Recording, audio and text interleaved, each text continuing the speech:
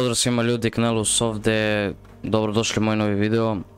Pre svega, želim svima da se zahvalim na punoj podršci koju mi pružate. Želim svima da kažem da mi je mnogo drago što pratite moj content, šta radim i bukvalno sve storije koje izbacujem na kanalu i na Instagramu.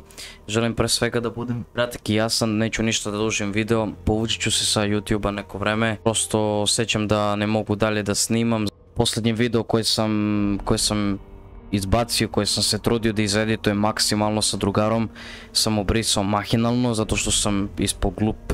Trenutno neću ništa da snimam, samo želim malo da se opustim. Mnogo se cimam šta treba da snimam, mnogo ideja tražim šta bi mogao da snimam i tako te stvari. Zapisao sam par ideja trenutno, mnogo mi je žao za posljednji video, kao i za svaki mogući video koji sam obrisao kada me je spopao hejt. I prosto ne znam šta mi se dešava, mora da se malo opustim, da se malo smirim. Opterećen sam nekim stvarima, ništa, to je to, ovaj klip je kratak i jasan, samo sam teo da vam objasnim neke stvari zašto dugo neće da me bude na YouTube-u. Hvala svima, budite mi dobri, volite sebe, uživajte mi i ćao.